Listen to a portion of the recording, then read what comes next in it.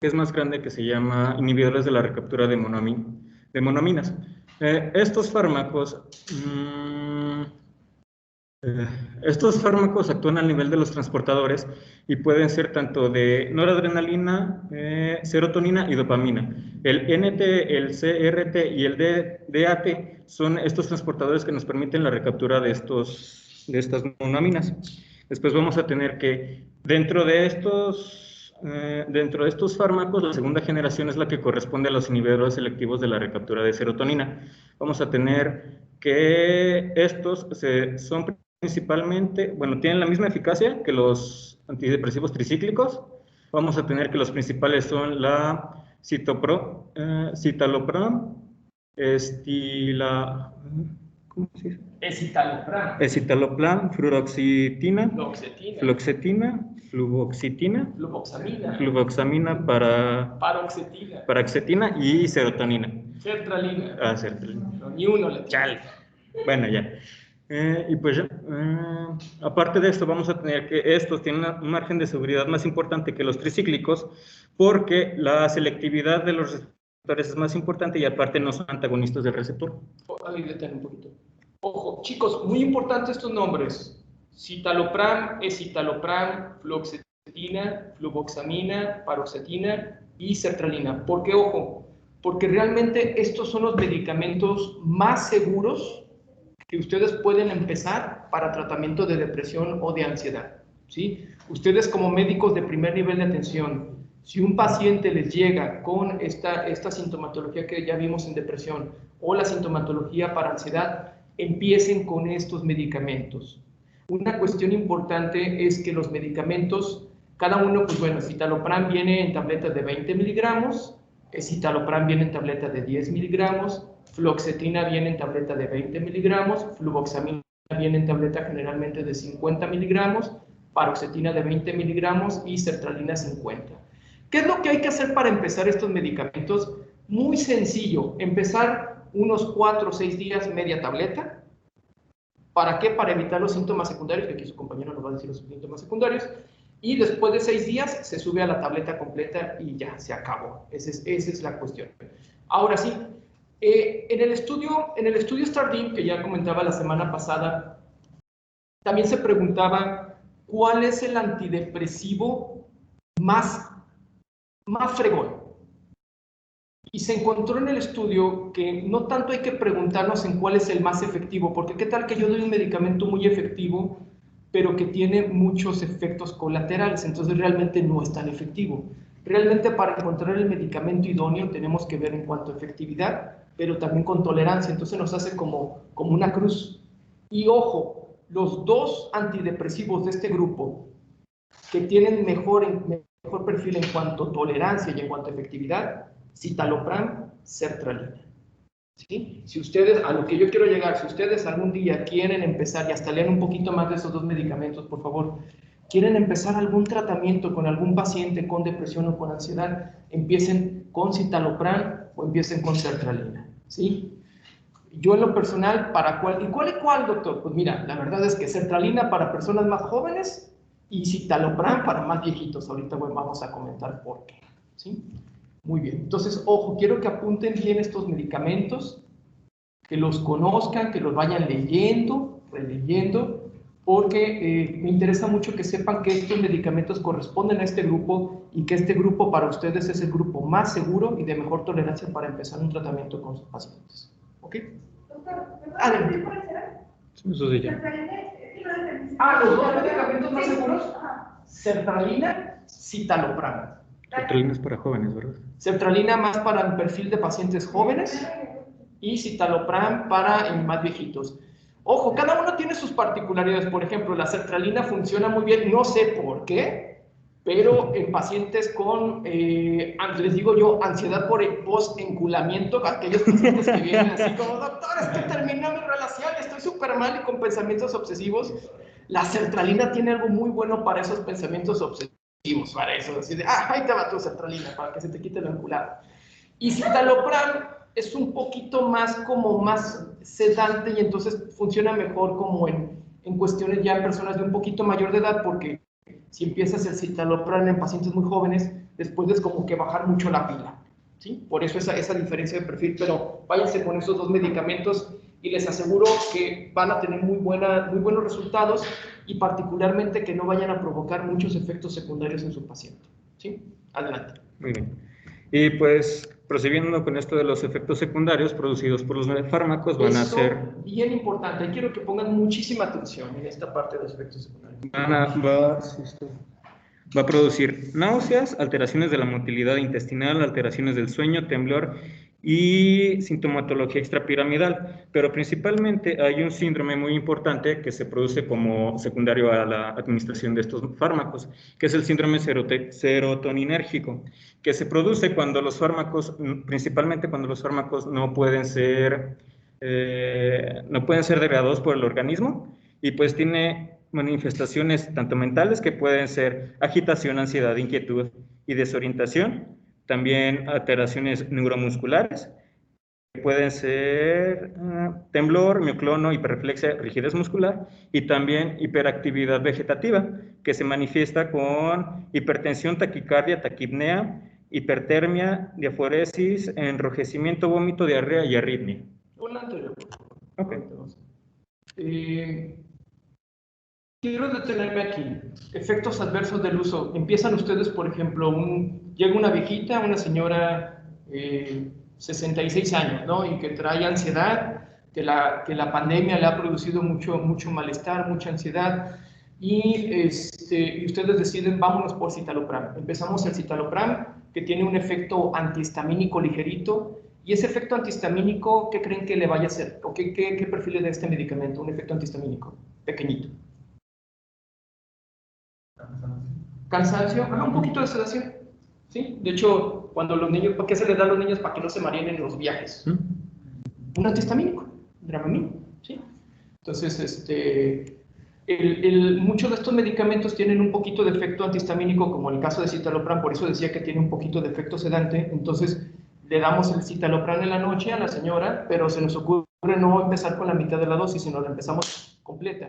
Entonces, puede el paciente llegar al día siguiente a mentarnos la madre porque pues, te empezó a presentar náuseas, alteraciones de la motilidad intestinal, porque, ojo, esta parte de las alteraciones de la motilidad intestinal se refiere o es secundario a que aquí estamos trabajando sobre, ¿qué neurotransmisor dijimos? Serotonina. Serotonina, muy bien.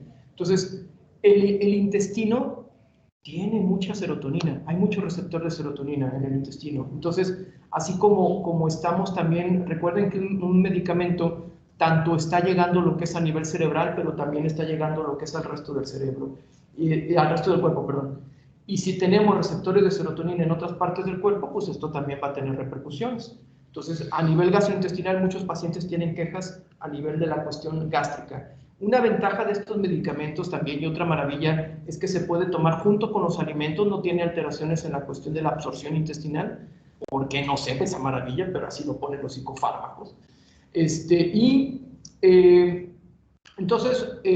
Pero bueno, si empezamos dosis muy alta, tenemos el riesgo de que este efecto a nivel gastrointestinal afecte al paciente. Alteraciones del sueño, porque el sueño también tiene y también repercute mucho. El sueño es un desmadre, o sea, el sueño es un relajo. Tiene que ver con melatonina, dopamina, acetilcolina, serotonina, GABA, o sea, el sueño es un relajo. Y entonces, como nosotros estamos metiendo algo que está modificando los niveles de serotonina, eso puede también tener repercusiones a nivel del sueño.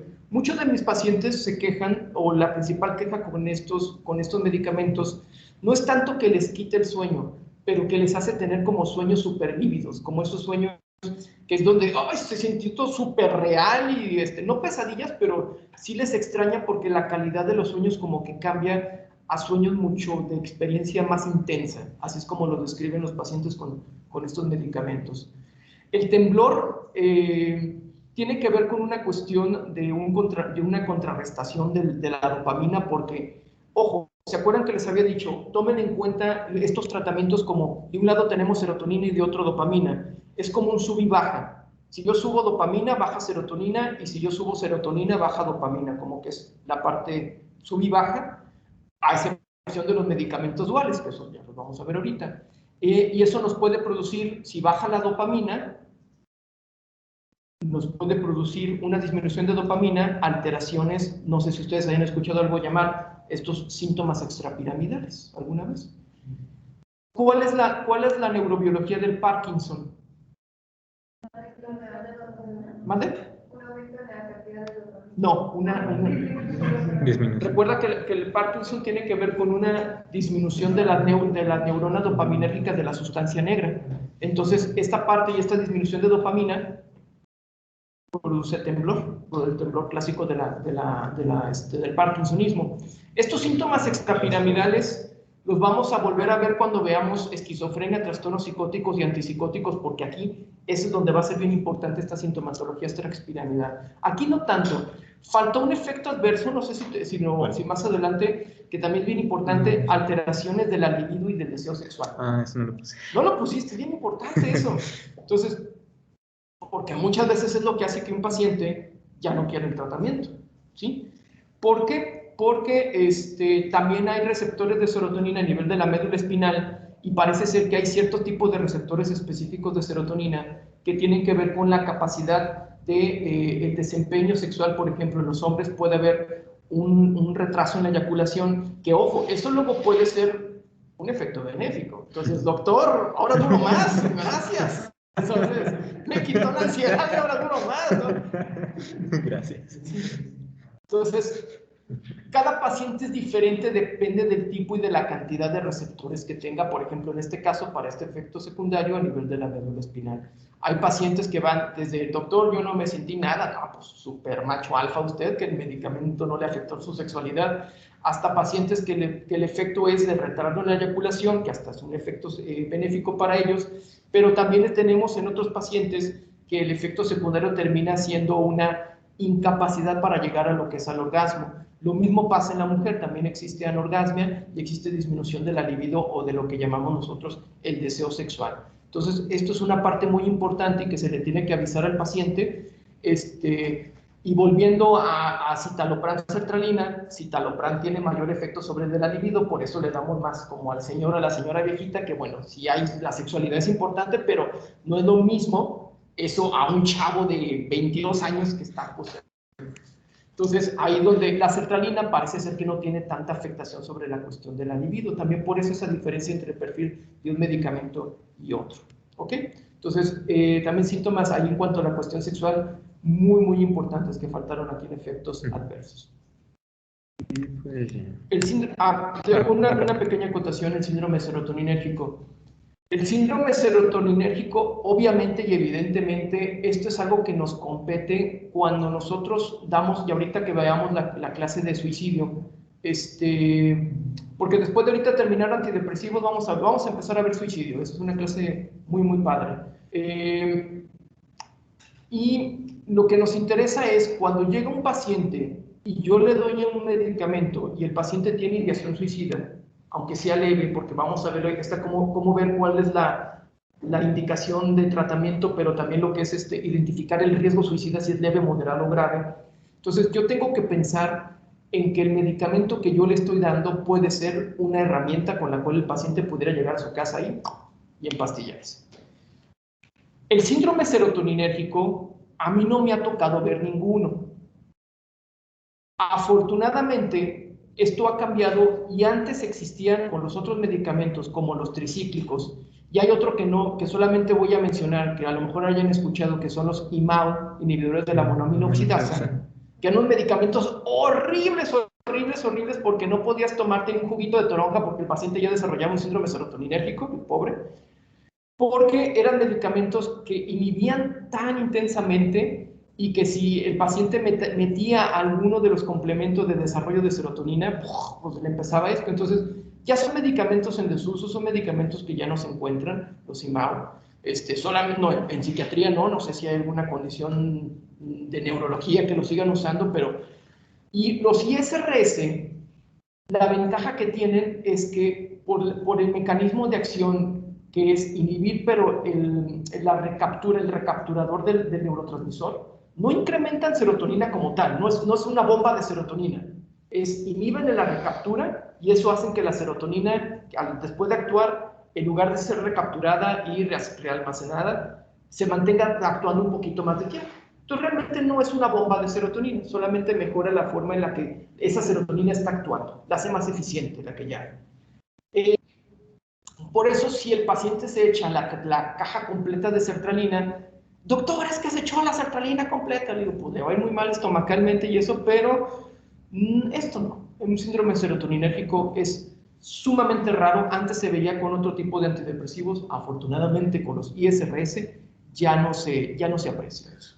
Profe, y los IMAO de segunda generación también producen ese efecto, porque bueno, había leído que esos al ser más específicos para la COA ya eran reversibles y no tenían efectos tan intensos. Tiene que ver con la forma en la que ya no quedan tanto tiempo colocados dentro del receptor y eso hace que sean un poquito menos agresivos para el riesgo. Doctor, pues estábamos, bueno, leyendo lo de depresión, venía el medicamento de fluoxetina para jóvenes y me puse a investigar ese medicamento y decía que aumentaba la ideación suicida. ¿Por qué pasa eso? Ok.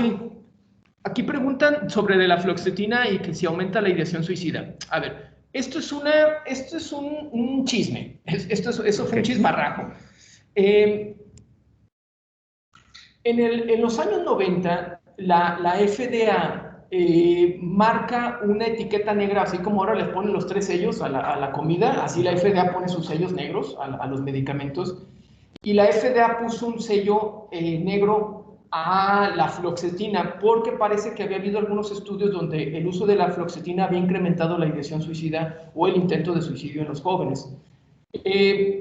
Lo que pasa es que, bueno, luego se hicieron más estudios y se vio que no. De hecho, hay estudios contrarios de que el uso de los antidepresivos ha bajado la incidencia de suicidios a nivel mundial en ciertos lugares. Lo que pasa es que ahí tiene que ver con el hecho de cuando el medicamento se da de forma inadecuada. Si yo tengo un paciente con ansiedad, y eso ahorita lo vamos a ver para lo que es la elección del medicamento. Si yo tengo un paciente con ansiedad, una depresión con mucha ansiedad, y ese paciente yo le empiezo la fluoxetina, que la fluoxetina tiene una característica importante, activa.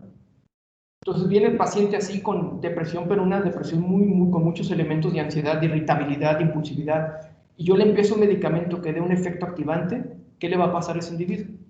Le voy a aumentar más su impulsividad, le voy a aumentar más la ansiedad, y la ansiedad puede llevarlo lo que es a tener un intento de suicidio. ¿Sí? O sea, no es que el medicamento de la nada vaya a crear una ideación suicida, ¿sí? Si no es un inception. Pero lo que hace es que en aquellos pacientes en donde el perfil del tratamiento, la fluoxetina no tenía que ser, podemos dar efectos secundarios o hasta incluso ataques de pánico. Y eso me ha pasado muchas veces. Llega el paciente con ansiedad, llega al IMSS, el médico les suelta la fluoxetina, termina con ataques de pánico y pues ya están buscando un especialista, un psiquiatra para ver. Es que lo que pasó es que usted le dieron un medicamento que no era adecuado para el perfil de ansiedad o depresión que usted tiene. Eso es lo que pasa. ¿Sí? Pero cuando el medicamento se da acorde al perfil adecuado, no tenemos por qué tener problemas. La fluoxetina es un antidepresivo, es un ISRS, pero que tiene la particularidad de ser ligeramente activante. Entonces, para depresiones, esto ahorita lo vamos a aterrizar al último de la clase, eso exactamente, para depresiones en donde predomine afecto apático, abulia, digamos, el hombre o la persona o la mujer que se sienta más como zombie, necesito yo usar un antidepresivo que sea como un poquito activante. Eso ahorita lo vamos a ir viendo, ¿sí? Al último lo vamos a aterrizar esa parte. ¿Sí? Muy bien. Adelante. Esa sería la última. Eso era.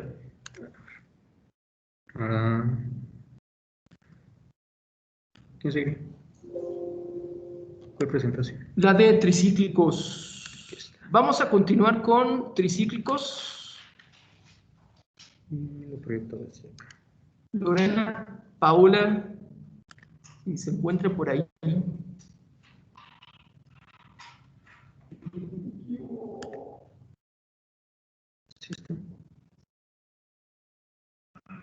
Max, ya se ve en Teams la presentación. Estará por ahí. A ver.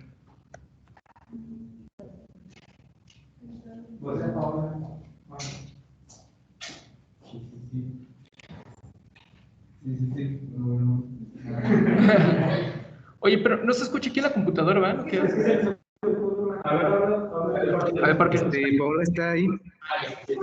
Paola, peínate, por favor.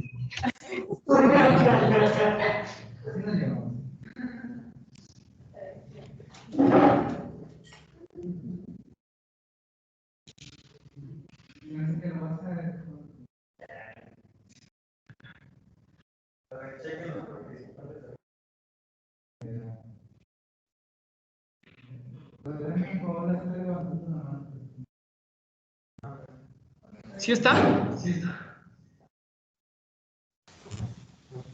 Doctor, es que creo que dice que no se escucha, pero no sabemos por qué.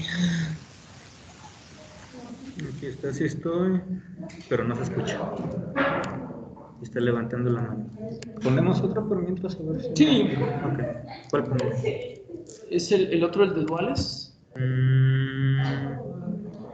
Este. Ah, no, No. esa es la clase. Depresivos, aquí está. Ok, entonces Cristina Saraí, ¿te encuentras por ahí, por favor? Para que Sí, vamos doctor. a pasar a antidepresivos duales.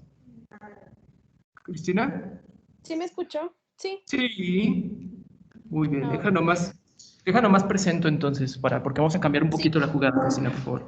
Bueno, chicos, ahorita vemos qué onda con los tricíclicos.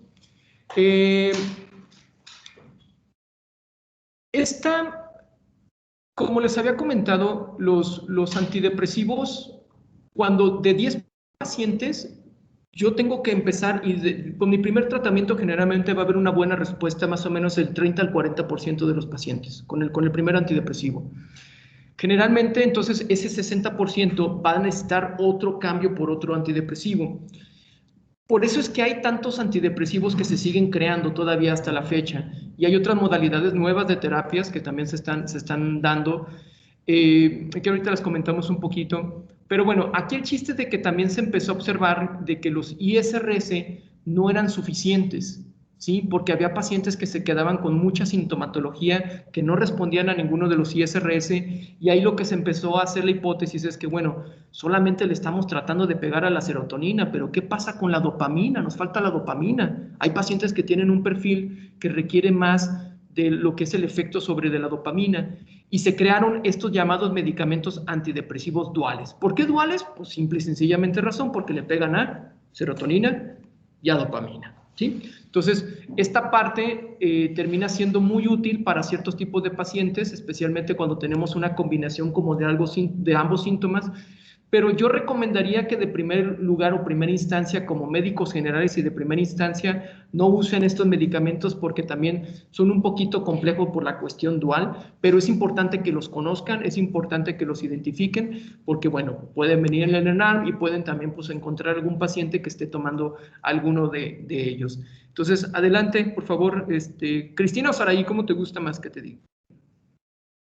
Pues me dicen más Sara o Saraí. Sara, muy bien, Sara, adelante. Bueno, los antidepresivos duales se pueden clasificar básicamente en dos, que son los inhibidores de la recaptación de serotonina y noradrenalina, y por otra parte los inhibidores de recaptura de noradrenalina y dopamina. En este caso, los primeros son medicamentos que no tienen estructura tricíclica, ya que se encontró que los medicamentos que tenían esta estructura tenían muchos efectos adversos. Por lo tanto, se liberaron 4 medicamentos que son mucho mejores, por así decirlo. Es la venlafaxina, desvenlafaxina, duloxetina y el minaciprano. Estos son usados en el tratamiento de la depresión, de los trastornos de ansiedad y del dolor. Ok. Esto aquí que está comentando, apunten estos medicamentos, por favor, venlafaxina, desvenlafaxina, duloxetina. El minaciprano, la verdad es que no, aquí en México no lo encontramos, pero estos 3 primeros, adelante. Particularmente que utilizamos más es venlafaxina. Ya en paciente un poquito más FIFI, pues usamos la desvenlafaxina, que sería como la versión un poco ya más mejorada de la venlafaxina, y la duloxetina. Aquí lo que comenta su compañera, fíjense muy bien esto: tratamiento para depresión, trastornos de ansiedad y dolor. ¿Por qué dolor? Y esto van a ver ustedes, a lo mejor les va a tocar más adelante ver en algún momento dado el uso de estos medicamentos en pacientes que tienen problemas de alteraciones de la columna, fibromialgia o aquellas entidades en donde hay un dolor crónico. ¿Y por qué estos medicamentos? Si a lo mejor el paciente no trae una depresión así como explícita, pero lo que pasa es que estos medicamentos también se les descubrió esta otra cuestión de que también regulan mucho lo que es la parte de la noradrenalina a nivel de la médula espinal y resulta que la noradrenalina en la médula espinal es una de las vías, aparte de todas las demás que hay, pero también tiene que ver con la regulación de dolor.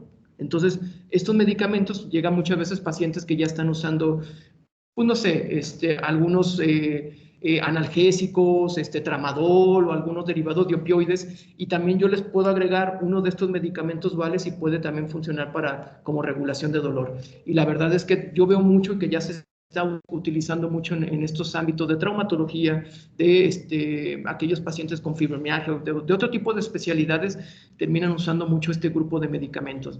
Y ojo, otra que faltó aquí, otra indicación, lo usan mucho los ginecólogos porque también esta regulación de noradrenalina a nivel de la médula espinal también ayuda mucho a las mujeres con los síntomas de la menopausia. Para los bochornos y para todo esto, parece ser que ayuda a regular mucho a esta parte del uso del medicamento y de su efecto a nivel de la noradrenalina, a nivel de la médula espinal. Entonces, esa es otra indicación que hay que agregarle a este grupo. Adelante, por favor. ¿Le pueden cambiar, por favor? Bueno, dentro del mecanismo de acción tenemos que estos inhibidores de la recaptura, como su nombre lo dice, se encargan de la inhibición de los transportadores de serotonina y noradrenalina. Primeramente, ¿le pueden dar como siguiente? Otra vez. Gracias. Bueno, estos transportadores de serotonina se encuentran marcados con los círculos en color negro y posteriormente a la inhibición de estos transportadores ocurre la activación de autorreceptores. Le dan 2 clics, por favor, que se encuentran señalados con los círculos en color rojo. Después de que hay activación de estos autorreceptores que se encuentran en la neurona presináptica, tanto para la noradrenalina como para la serotonina, ocurre una desensibilización. Entonces, tenemos tanto la inhibición como tal del transportador como del autorreceptor. Esto va a provocar que de ninguna manera haya como tal la recaptura del neurotransmisor. Por lo tanto, va a haber una acumulación de este neurotransmisor en la hendidura sináptica y esta va a tener la posibilidad de interactuar con mayor facilidad con el receptor postsináptico y pues así tener pues un efecto más óptimo. Dentro de los efectos adversos, tenemos que estos inhibidores tienen un perfil muy similar a los efectos secundarios que se mencionaban en los de la recaptación de serotonina. Entre ellos se encuentran las náuseas, el estreñimiento, el insomnio, las cefaleas y la disfunción sexual. Y aquí agreguemos, si estamos haciendo una inhibición de la recaptura de noradrenalina, ¿qué otros efectos secundarios se imaginan que pudiéramos tener?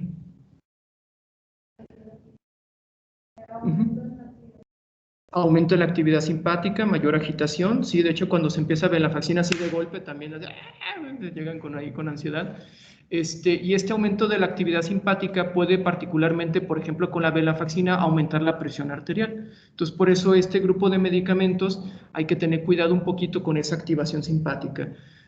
Por eso, de entrada, son medicamentos, ahora sí que digamos, frente a los anteriores, que los ISRS son más potentes. Digamos que si el paciente me falló y con los ISRS no me está funcionando, el siguiente, lo que marca las guías de tratamiento, es que yo pase a un dual, ¿sí? Pero en el dual, ¿qué estoy entrando? Estoy entrando en medicamentos más eficaces, más eficientes, más potentes, pero que también ya estoy metiéndome en otro neurotransmisor más y entonces voy a poder tener también mayores efectos secundarios, ¿sí? Entonces por eso para médicos de primer nivel de atención, ISRS, o sea, son buenos, bonitos, baratos, no nos dan muchos efectos secundarios, y si dan los efectos secundarios, la verdad es que son muy pequeños y simplemente cualquiera de estos efectos secundarios que comentamos en los ISRS, se retira el medicamento y se acabó el problema, ¿sí? Listo, ¿la que sigue? Sí, por favor.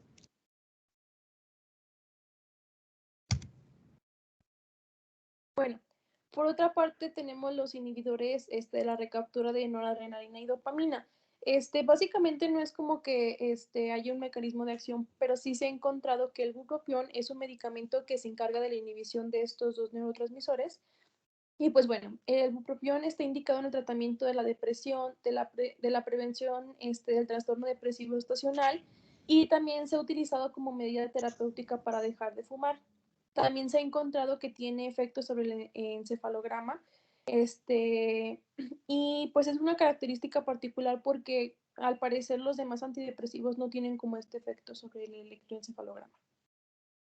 El bupropión prácticamente como tratamiento para depresión no lo utilizamos. Si fijan aquí, habíamos visto, a ver, para recapitular aquí, ISRS que son inhibidores selectivos, o sea, solamente sobre pura serotonina, ¿sí? Los duales, lo que había sido venlafaxina, duloxetina, que son sobre serotonina y noradrenalina, dopamina, y aquí es pura recaptura de noradrenalina y dopamina. Ojo, recuerden que yo les había dicho, para fines prácticos aquí para nosotros, noradrenalina y dopamina los vamos a tomar como iguales, ¿sí? Porque metabólicamente y porque bioquímicamente son estructuras muy similares, ¿sí? Entonces, este medicamento es ahora sí que puro punch. ¿Y dónde lo usamos? En aquellos pacientes, especialmente cuando lo que queremos es bajar el consumo de alguna sustancia, porque ¿qué hace la sustancia en el cuerpo? ¿Qué es lo que le está ofreciendo al cuerpo? La dopamina, ¿sí? La dopamina a nivel del núcleo accumbens. Entonces lo que hace este medicamento, yo quito la sustancia, quito el cigarro, quito el tabaco, la sustancia con la que te drogues, y yo te voy a ofrecer esa dopamina que te daba la sustancia, te la voy a ofrecer por medio de un medicamento que es el caso del bupropión, ¿sí? Es donde se utiliza más particularmente en aquellos pacientes que están dejando de fumar. ¿Ok? Siguiente, por favor. ¿Cómo un qué, perdón? Sí, es como una terapia de reemplazo, ¿sí? Pero la ventaja es que la forma da dopamina, pero evidentemente no da tanta, o la cantidad, o no tiene la cuestión de quedar tan impregnada al núcleo accumbens. Entonces te da el efecto de la dopamina, pero sin la cuestión de la adicción, ¿sí? Por eso es quitar uno por otro, menos intenso, pero que no te dé el efecto adictivo, como lo que pasaba con el cigarro. ¿Sí?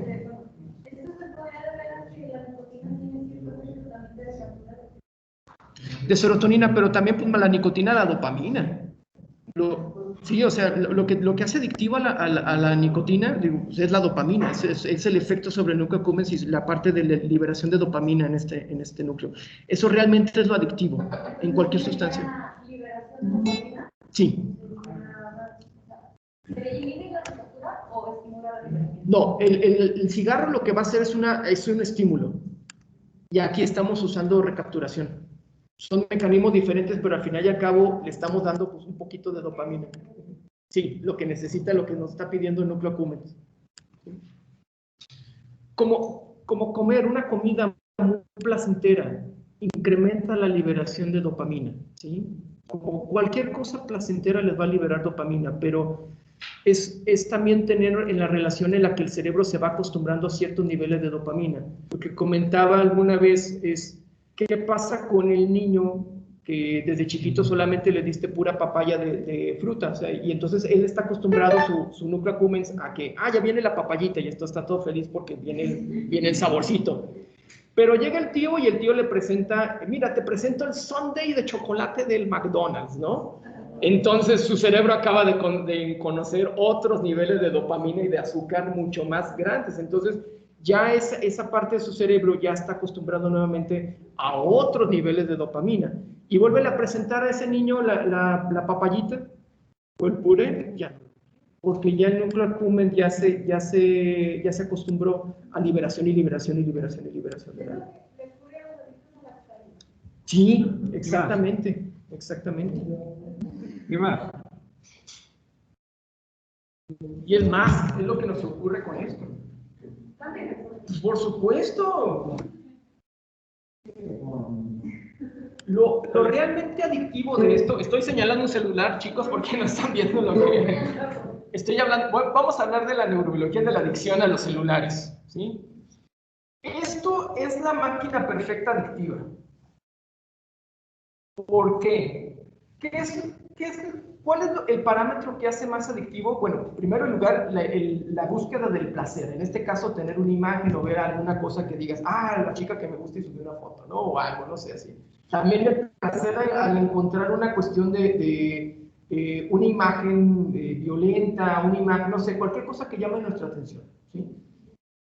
Pero lo que lo hace más adictivo esto es que el placer no es inmediato, sino que existe una cuestión de incertidumbre. Eso lo hace todavía mucho más adictivo. Se ha visto y se ha hecho estudios de que cuando tenemos algo que solamente es adictivo,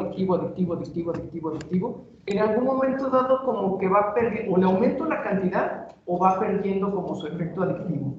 Pero el celular es perfecto porque a veces abro y no hay nada. Entonces, bueno, no hubo placer, ok. Y luego el cerebro, a ver, hoy vuelve a abrir, a ver si ya. Y vuelves a abrir. Y entonces en algún momento dado hay placer, si encuentro la foto de la chica que me gusta, y entonces, ahí como que se alimentó y el núcleo accumbens le llegó dopamina, entonces ya, vuelvo a cerrar. Y si volvió a subir otra cosa, y si alguien le puso un like, y si alguien, o sea, esa incertidumbre y esa parte es lo que hace tan adictivo a esto. Entonces, y de hecho hay estudios en donde se ha visto que realmente el Facebook se hizo tan adictivo cuando hicieron un cambio muy pequeño. El que en la computadora, a lo mejor a ustedes ya no les tocó, pero antes cuando todavía no, los celulares no tenían como esta cuestión tan smart, más que nada en la computadora, y que era la parte de que para hacer el scroll, para bajar la pantalla, teníamos que agarrar y con el botoncito y apretar y bajarle así, ¿no? Cuando empiezan con el mouse y hacen el scroll, ponen esa parte, ¡pum!, se volvió la parte adictiva porque esto se hizo un símil a lo que pasa, por ejemplo, como en las máquinas tragamonedas en Las Vegas. Cada vez que haces un scroll es jalas la palanca y a ver si te sale un premio o no. Entonces, y esto yo le digo en el símil también de la adicción, si alguien tiene sobrinitos o hermanos pequeños, y no sé si los vieron alguna vez a ellos viendo videos de YouTube en donde huevitos Kinder o juguetitos y el unboxing, ¿no? O a ver qué sale. Yo le digo que esa es la pornografía para niños. A ver qué sale, a ver si sale algo chido, ¿no? A ver,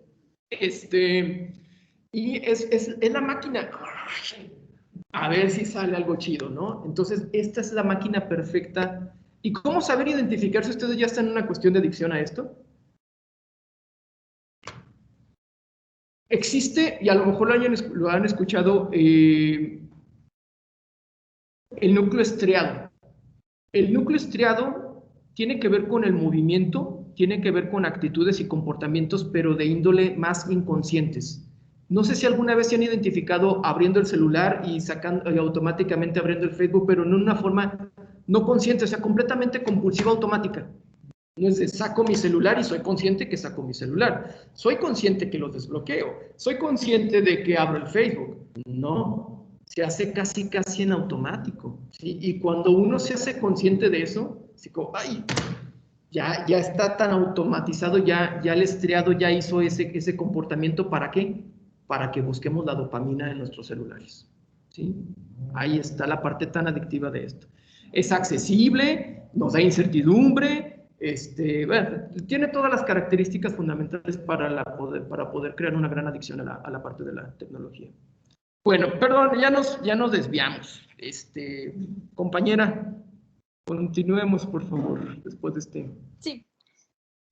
Bueno, estos básicamente funcionan igual, o sea, inhiben el transportador tanto de noradrenalina como de dopamina. En el lado derecho se encuentra un esquema que ya habíamos visto en la diapositiva anterior, en donde pues explica cómo ocurre la inhibición del transportador de noradrenalina.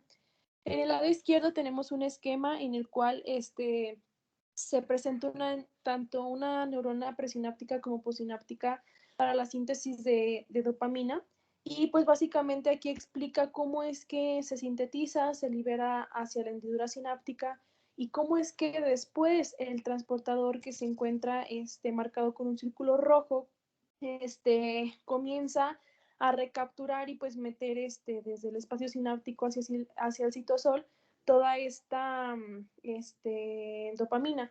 Y pues, bueno, dentro de los efectos adversos como tal del bupropión tenemos que puede causar anorexia, urticaria, insomnio, agitación, ansiedad, cefalea, temblor, mareo, alteraciones del sentido del gusto, alteraciones de la presión arterial, un aumento, náuseas, vómito, sudoración, fiebre, dolor torácico, entre otros.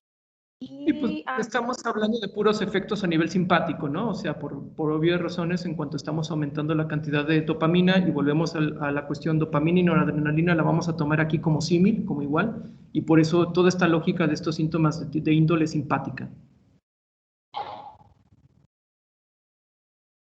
Siguiente, adelante. por favor. Siguiente. Y bueno, como tal, el objetivo de estos antidepresivos y pues de la mayoría es generar un incremento en la disponibilidad de neurotransmisor en la hendidura sináptica para tener la capacidad de regular a la baja los receptores posinápticos y su desensibilización. Y por mi parte es todo. Gracias.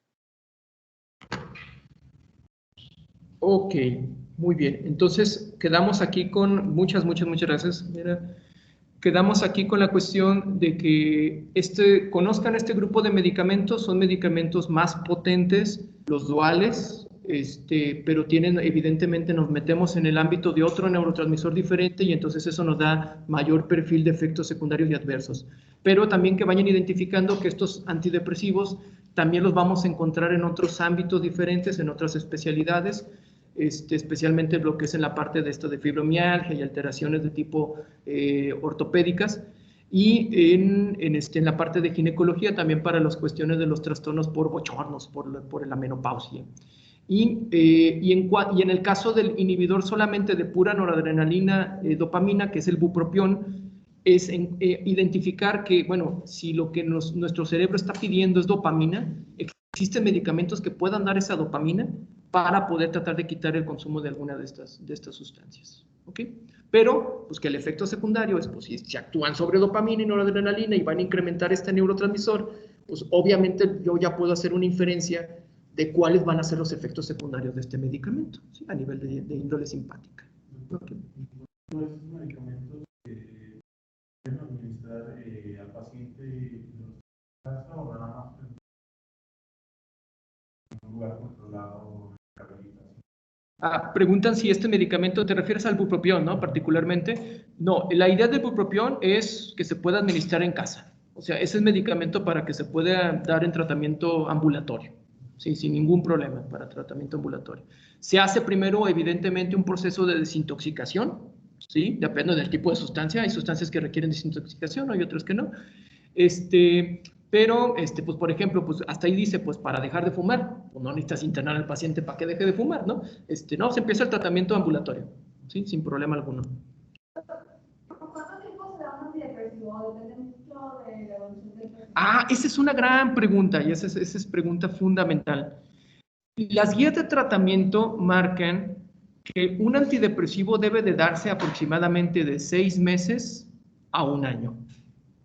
Y eso, según yo lo mencioné en la clase pasada, ¿verdad? ¿Sí? ¿Por qué? Si se acuerdan en la clase pasada, ¿por qué esa temporalidad? Es por Ajá, porque cuando encontramos el paciente con depresión, muy bien, encontramos un paciente que va a tener alteraciones estructurales, ya no solamente de la forma en la que trabajan los neurotransmisores, ya no solamente es que está arriba o abajo tu serotonina, no, ya estamos encontrando una casa que está así toda llena de receptores, así de, todo feo, y son receptores que son inadecuados, son receptores de mala calidad, son receptores que ni siquiera le están ayudando al paciente a poder hacer un anclaje adecuado, y para hacer ese recambio, vamos a decir que esa chaineada ahí a la casa, pues se tarda de esos 6 meses a 1 año, por eso ese tiempo de tratamiento que debe de tener el paciente, ¿sí? Las guías también marcan en que si encontramos pacientes con trastornos depresivos recurrentes, o sea, que están cayendo y cayendo en depresión, a veces esos pacientes ya tienen que ser tratamientos de por vida. De entrada, un episodio depresivo, se le va a decir al paciente, usted va a tomar medicamento de 6 meses a 1 año, pero ¿por qué? Y bueno, ya hace la explicación y todo. Y es que sí, porque el paciente a lo mejor ya a los 4 meses ya se siente bien. Y pues con toda lógica de ya me siento súper bien, pues ya quiero dejar el medicamento. Entonces, en esa parte, esa fase del tratamiento tiene que ver con mucho con psicoeducación y hacerle ver al paciente de las ventajas y de las virtudes de mantener el tratamiento. Cuesta más, es más latoso, sí, pero vamos a garantizar de que vamos a tener una reestructuración cerebral en el paciente. ¿Alguna pregunta por allá, chicos, en el internet?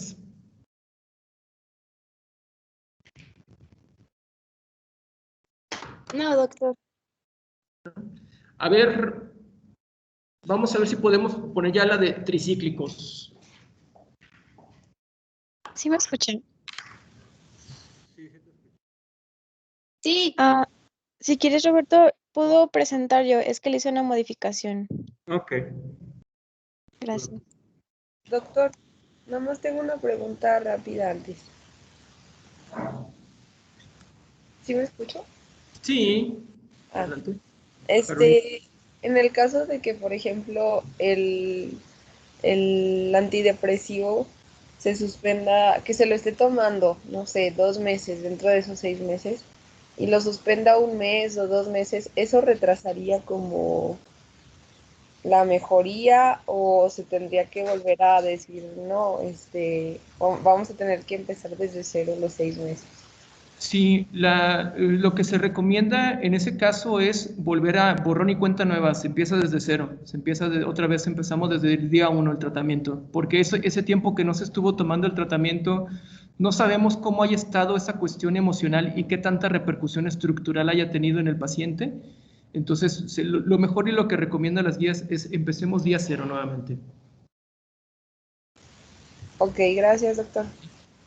Vamos, no porque se dejó de tomar 2 o 3 días de, otra vez más. No, tampoco, pero ya si dejó ya el mes, el tratamiento, algo, ya ahí sí, no, o sea, de hecho, por ejemplo, volviendo a los ISRS, son medicamentos muy nobles.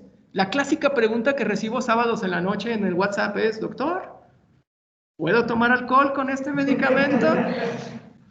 Y créanme que cada vez que sale un paciente primera vez, trato de así conscientemente decirle, sí puede, o sea, si nada más es el puro ISRS, no tiene ninguna interacción con el alcohol, no hay ningún problema, no hay interacciones con si es una paciente que está tomando algún anticonceptivo, o sea, tienen muy pocas interacciones medicamentosas, son medicamentos que se pueden dar en cáncer, en insuficiencia renal, nomás bajamos un poquito más la dosis, o sea, son medicamentos súper eficaces y en cuanto a la cuestión de que si se les pasa un día que no lo tomó, no pasa nada. Al día siguiente vuelve a retomar su tratamiento. A diferencia de los duales, donde ya nos metemos un poquito más en otros neurotransmisores, y aquí en los tricíclicos ni se diga, aquí sí, si se pasa 1 o 2 días, el medicamento te viene a mentarte la madre.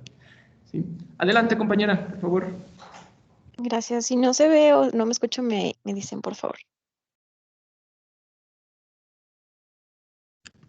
Bueno, dentro del contexto histórico de los antidepresivos tricíclicos, encontramos que el laboratorio suizo Heiji estaba realizando un ensayo clínico con pacientes esquizofrénicos buscando un antipsicótico. Y el psiquiatra encargado del ensayo, se llama Kuhn, comprobó que el nuevo fármaco llamado imipramina apenas si mejoraba los síntomas de la esquizofrenia, pero constató que mejoraba considerablemente el humor de los pacientes tratados. Y fue Ustedes, como se empezó a perdón, usar el fármaco en pacientes con depresión, siendo la imipramina el primer medicamento del grupo de antidepresivos tricíclicos. Y posteriormente, en 1958, la imipramina se comercializó con el nombre de Tofranil. Su mecanismo de acción está dado por una disminución en la recaptación de sodio, por lo que también hay disminución en la recaptación de serotonina, un bloqueo de receptores alfa-adrenérgicos como la noradrenalina, un bloqueo de receptores H1 como histamina y una disminución en la captación de dopamina y bloqueo de receptores muscarínicos como lo es la acetilcolina.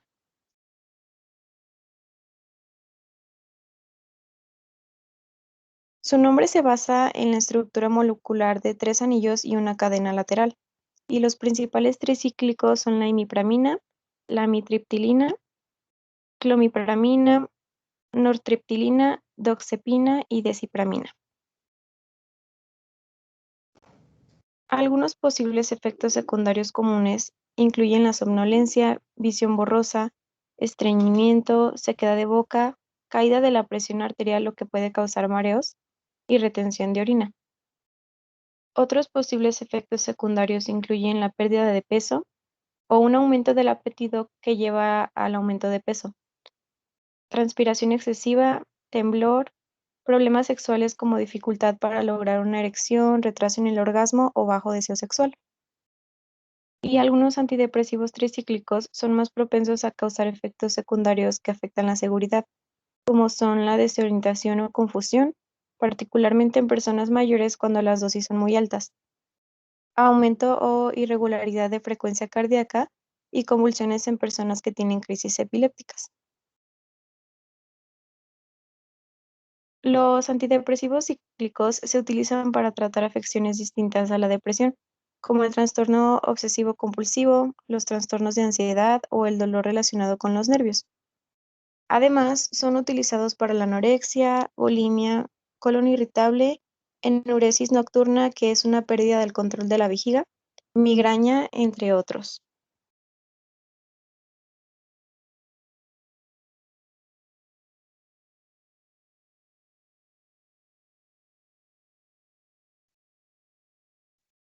¿Listo? Bueno. Ok, Lorena. Lorena, un favor, ¿me puedes regresar a la donde tiene los neurotransmisores? Gracias, ahí. Bueno, ¿ustedes saben lo que es una serendipia? ¿Una serendipia? Ajá, sí. Sí, es un hallazgo que los de mi época que veíamos Los Simpson era hacer un Homero, no sé si han visto ese capítulo, ¿sí? Algo malo, pero que resultó ser bueno. La psiquiatría está llena de serendipias, ¿eh? O sea, los medicamentos cuando veamos la historia de los antipsicóticos fue una serendipia. Creo que estaban buscando un medicamento para la gripa y se encontró ¡oh! Le quité las alucinaciones a este paciente. Ah, pues mira, qué chido. Aquí también, yo me acuerdo, aquí como que esta historia a mí me sonaba más a que se estaba buscando un medicamento antituberculoso, pero bueno, pero el chiste es de que también no se estaba buscando un antidepresivo, pero resulta que se encontró esta sustancia, ojo, estos fueron junto con Osimao los primeros antidepresivos, ¿sí? Pero aquí estamos viendo esto, fíjense muy bien. Hasta los otros grupos de antidepresivos habíamos hablado de que no, estos actúan sobre serotonina y estos actúan sobre noradrenalina y dopamina. O sea, solamente habíamos metido 2 neurotransmisores. Aquí, lo que llamamos la técnica escopetazo, que es y ya ves que no sale la bala, sales por digones y le pegas a todo. Así actúan los tricíclicos. Le pegas a serotonina, le pegas a dopamina, le pegas a noradrenalina, le pegas a histamina, le pegas a los receptores muscarínicos, le pegas le pegas a todo. Le pegas a todo, pero no le pegas realmente a nada, porque, por ejemplo, la imipramina, si yo la quiero usar, viene la tableta de 25 miligramos, si yo la quiero usar realmente como en un efecto antidepresivo, tengo que darle al paciente hasta 4 o 5 tabletas en la noche. Entonces, y le voy a provocar un sinfín tipipuchal de efectos secundarios. Y estos medicamentos, como estuvieron viendo aquí, ponga por favor, compañera, la diapositiva de efectos secundarios, por favor. Estos.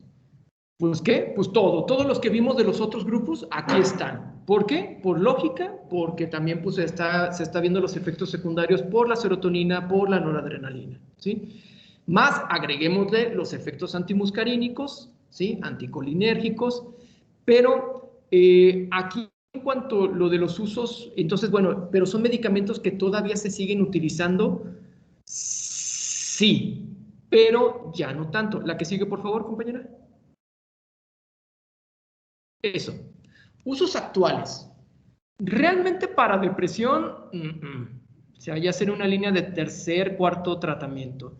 Trastorno obsesivo compulsivo tampoco, los ISRS también funcionan muy bien en esta parte del trastorno obsesivo compulsivo, pero aquí, por ejemplo, aquí lo que está comentando es en esta parte del dolor relacionado a los nervios, a lo que el dolor neuropático, pero ojo, ¿se acuerdan que dijimos que los duales también nos ayudaban en eso? Entonces, mejor usamos un dual, ¿sí? Menos efectos secundarios, más fácil, más sencillito, ¿sí? Y el otro efecto, el otro elemento que también utilizamos mucho actualmente es para la enuresis nocturna, ¿sí? Entonces, en pacientes y en niños, pediatras utilizan dosis bajitas de tricíclicos en niños, es una indicación para enuresis nocturna. Cuando pierden el control de los esfínteres, se hacen del baño, ¿sí? La nicturia. ¿Okay? Pero ya como tal, sí. ¿Cuánto pueden durar los efectos secundarios durante todo el uso de tratamiento o así como los inhibidores de la recaptación? Esa es una buena pregunta. Aquí preguntan cuánto tiempo duran estos efectos secundarios. Generalmente los efectos o la primera parte es en los primeros días de tratamiento. Esa primera semana los efectos secundarios son los más altos y después parece ser que existe una habituación, ¿sí? Como que ya el cuerpo se acostumbra a esa cantidad mayor que le pusiste de adrenalina y parece que ya después hay como una habituación y ya no existen tanto estos efectos secundarios que sean continuos. Pero hay pacientes muy hipersensibles y que no aguantan, no toleran para nada el tratamiento. ¿Sí? Igual los ISRS también, eso también es importante, regresando a este grupo que es muy importante para ustedes, estos efectos secundarios a nivel gastrointestinal y todo esto, también es mayor la primera semana cuando el paciente se está habituando, por eso empezar con dosis bajita. ¿Sí? Empiecen siempre, si van a empezar, dosis bajita y después 3-4 días subimos a una dosis un poquito mayor de sus medicamentos. ¿Ok? Bueno, entonces, esto es para que sepan y ¿me pones donde vienen los medicamentos, por favor? Gracias. ¿Cuál encontramos hoy? Porque muchos de eso ya ni siquiera los encontramos. En forma, yo me refiero a encontrarlo en farmacia, ahora sí que voy a la farmacia del ahorro y me lo encuentro. Los más que encontramos son imipramina y amitriptilina. Por ahí la clomipramina, por ahí los que van a encontrar y los que usa el IMSS, los que usa el ISSSTE, los que encontramos a nivel farmacia, ahora sí que a pie, son imipramina y amitriptilina, son los dos que vamos a encontrar todavía, ¿sí? Esto más que nada porque, bueno, ¿qué vamos a ver para el examen? El examen aquí va a estar mucho y pues de una vez para que vayan viendo de, este medicamento, ¿a qué grupo pertenece? Y por este grupo, ¿cuáles son los efectos secundarios? Ese tipo de preguntas por eso es muy importante esta clase, porque yo quiero que tengan muy en claro cuál es cada uno de estos grupos, por qué es uno de estos grupos y por qué los efectos secundarios, ¿sí? Pero más allá de eso, y lo más importante es que sepan medicamentos de uso diario, fácil, seguros, ISRS, y ya comentamos cuáles son en particular los que pueden utilizar de mejor manera. ¿Okay? Entonces, con esto damos por concluido la parte de tratamiento de depresión, de la parte farmacológica, ¿sí? No, me falta, ¿me puedes ayudar, por favor, con la presentación?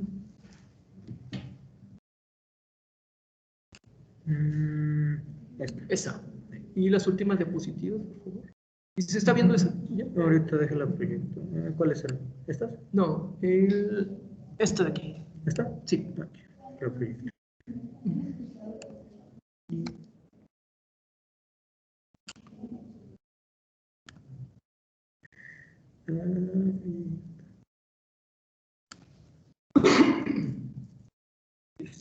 Okay.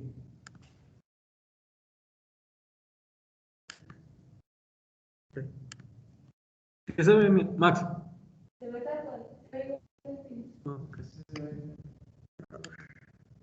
¿Ahí? La anterior. Bueno, para terminar, vamos a aterrizar 3 diapositivas muy pequeñas, muy chiquitas, ¿sí? muy importantes. Estas diapositivas, incluso ayer en la noche, se las proyecté a un grupo de médicos generales, ahí en una invitación de Pfizer, y era para, digo, ya no echarles todo el choro a esos médicos de que dónde actúa el medicamento y eso, sino era como la cuestión práctica, ¿no? A ver, si llega un paciente y tiene tal síntoma, dígame, doctor, ¿qué medicamento utilizo? Entonces, esto quiero también presentárselo a ustedes para que quede un poquito más claro esa parte. Y lo que vamos a hacer es todo lo que vimos, la parte neurobiológica y todo eso lo vamos a aterrizar en cuestiones de síntomas y al último en la elección del medicamento. O sea, es muy sencillito esto. Ok. Si se acuerdan, la depresión, y bueno, ahora que veamos también lo que es la parte de ansiedad, porque también estos medicamentos ahí van a estar metidos en el tratamiento de la ansiedad, es, llega un paciente conmigo a consulta, el 80% de mi consulta, la privada, es paciente que trae o depresión o ansiedad o una combinación de ambas.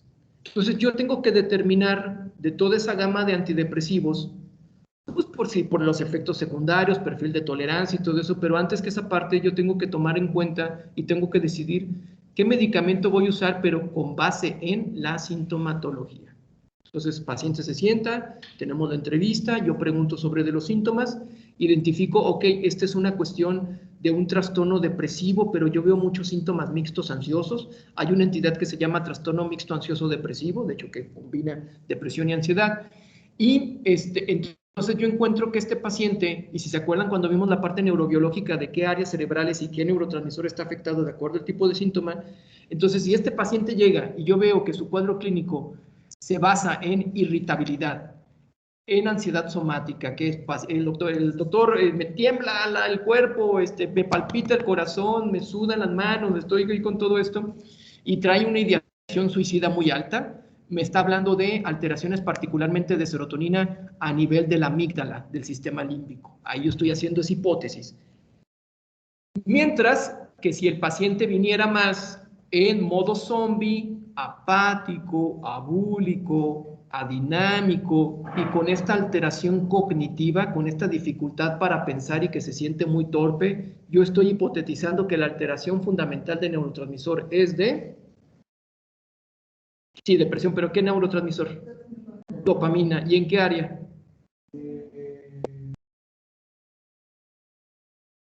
Ahí sí, sí, por la bulia y por la dinamia, por la falta de placer, sí, sería el núcleo común, muy bien. ¿Y por la alteración cognitiva? ¿Se siente muy torpe, que no piensa, que no pone atención? Corteza frontal, fundamentalmente la parte de la corteza dorsolateral, ¿sí? Entonces, ya a partir de los síntomas, yo ya estoy identificando qué neurotransmisor y qué área cerebral es la que está más afectada, ¿sí? Digamos como que aquí se conjuga todo. Y entonces, ahora yo voy a decidir, ya hice más o menos como que mi perfil del paciente, y hay pacientes bien raros que están a la mitad, ¿no? Y ahí, hijo de tu madre, o sea, ¿qué te doy? Pero bueno, entonces, cuando mi paciente trae predominantemente estas alteraciones de la serotonina en estas áreas que comentamos, síntomas de ansiedad o del afecto negativo, yo voy a entrar, y aquí se acuerdan, volvemos a encontrar estos nombres, sertralina, citalopram. También el escitalopram o la paroxetina también serían, y todos estos cuatro son ISRS. Porque, volvemos a la lógica, pues si me está afectada la serotonina, pues me voy con un medicamento que solamente se vaya y afecte serotonina, los ISRS, ¿sí? Sencillito, muy sencillo. Aquí no nos metemos en que si otros grupos o que, no. Si el paciente viene en modo zombie, está un poco más complejo eso, chicos, porque aquí tenemos que hacer uso de la dopamina. Y en ellos, el primero de ellos, ojo, hay que apuntarlo muy bien, fluoxetina, es un ISRS, pero es un ISRS que tiene, por un efecto secundario y a un efecto ahí adyacente, también aumenta dopamina. Digamos que actúa como un pequeño dual, la fluoxetina. Sí, la fluoxetina, en esencia, es un inhibidor selectivo de la recaptura de serotonina, pero también inhibe otro receptor de serotonina, el 5-HT2C, me parece que se hace un incremento de dopamina en forma secundaria. Entonces termina funcionando como un pequeño dual, la fluoxetina, ¿sí? Y todos los demás que vimos, ¿no? Lo que son los duales estarían aquí, la venlafaxina y duloxetina y el bupropión. Este nombre que parece como de ciencia ficción, vortioxetina, es un medicamento muy nuevo, es un medicamento que tiene unos 2 o 3 años en el mercado y que particularmente es un medicamento que tiene un mecanismo de acción diferente a todos estos, pero no lo quise meter aquí porque nos vamos a hacer bolas, pero es otro medicamento que también pudiera funcionar en este tipo de síntomas. Pero aquí lo que quiero que se queden es serotonina, dopamina, yo saber cuál de mi medicamento va más sobre de uno sobre de otro y utilizar eso. Si mi paciente me llega con estos síntomas depresivos o de ansiedad, irritabilidad, uso sertralina o citalopram. Si veo que el paciente está completamente volcado a la cuestión zombie, pues uso fluoxetina. ¿Sí? Por ejemplo, litio.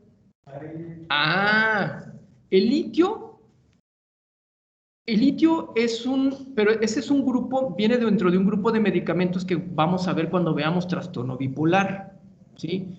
El litio es un medicamento que se considera como un estabilizador del estado de ánimo, ¿sí? Interesantemente, el litio todavía no se sabe cómo hace su efecto, pero se sabe que lo hace, ¿sí? Y es un medicamento muy bueno, se utiliza en pacientes todavía con trastorno bipolar, pero es un medicamento que tiene muchos efectos secundarios, particularmente de alteración renal. De hecho, yo he conocido pacientes que tienen insuficiencia renal por el uso de litio, ¿sí? Es un medicamento muy difícil de utilizar. Todos estos, y aprovechando eso, todos estos medicamentos no requieren de mediciones plasmáticas. ¿Por qué? Porque no están aumentando la serotonina. Están haciendo que la serotonina que ya hay, eso también es bien importante, mecanismo de acción de estos medicamentos no es aumentar neurotransmisor, es inhibidor de la recaptura y hace que el propio neurotransmisor que hay por forma natural actúe de mejor manera, ¿sí? Entonces, por eso no sirve de nada hacer mediciones de niveles de serotonina para ver si el medicamento es adecuado o no. A diferencia del litio y otros medicamentos que vamos a ver en trastorno bipolar, ahí sí requerimos mediciones plasmáticas de esos medicamentos, porque ¿qué es la ventana terapéutica? ¿Cuál es el concepto de la ventana terapéutica? Es la dosis a la cual no se deben tener secundarios. Efectos terapéuticos. Entonces, cada medicamento tiene una ventana terapéutica o muy grande o muy estrecha. El litio tiene una ventana terapéutica muy estrecha, ¿sí? De que de tal a tal, o lo estoy intoxicando y lo mato, o no le estoy haciendo nada, ¿no? Entonces, así es como que... Y estos medicamentos, hablando de esta parte de la terapéutica, es muy amplia, muy amplia. O sea, la verdad, porque permite incluso uso de dosis de 3, 4 tabletas de sertralina, y si el paciente ya empezó a tolerarlo las primeras semanas, la verdad es que no hay ningún problema. Sí, son medicamentos que hasta incluso su ventana terapéutica, la cuestión de intoxicación, es muy raro que pueda pasar algo con alguno de ellos, ¿sí? A diferencia de lo que son los tricíclicos, donde, como vimos, esta estrategia de escopetazo que tiene este medicamento, sí nos puede dar muchos efectos secundarios en caso de intoxicación con ellos. ¿Ok? Bueno, chicos, pues aquí damos por terminado la parte de clase de antidepresivos.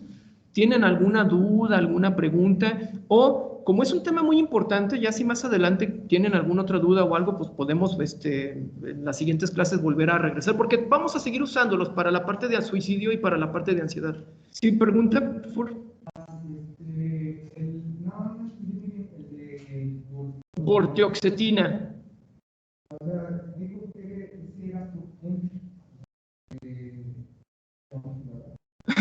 No, la vortioxetina, ese es un medicamento, un nuevo antidepresivo, pero tiene un mecanismo de acción diferente a todos estos, ¿sí? Se dice, tiene un mecanismo de acción trifásico. Está bien raro la forma en la que actúa, pero particularmente tiene muy buen perfil para pacientes con depresión y especialmente con depresión con alteraciones de tipo cognitivas. Este medicamento lo uso mucho, ¿saben en quiénes? Médicos, residentes, o sea, sí, personas que traen depresión y que requieren de una cuestión cognitiva muy grande. La vortioxetina funciona bastante bien, ¿sí? Tiene la ventaja de que no tiene alteraciones a nivel sexual, también ese es otro plus, pero es cara, es un poco cara, ¿sí? No hay genérico, solamente hay una de patente, pero es un medicamento que más adelante en los siguientes años pues será muy usado por nosotros. ¿Okay? ¿Alguna otra duda, chicos, allá en internet? Pregunta aquí en el salón.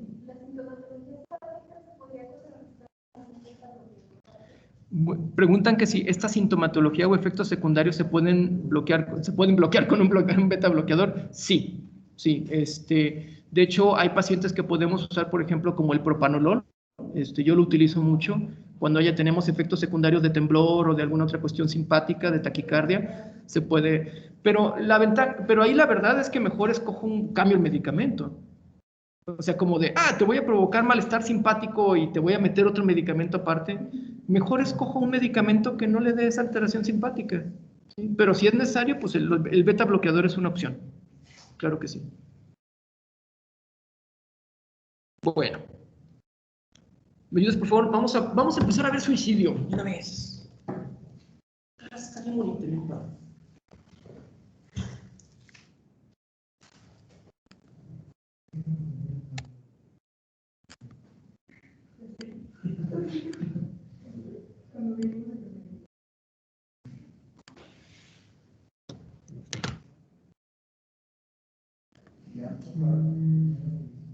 La de plática de suicidio, ¿verdad? Sí.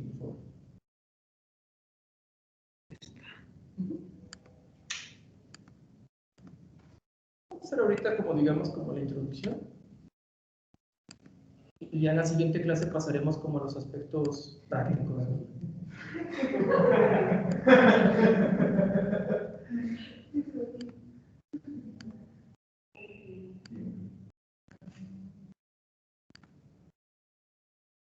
Caray.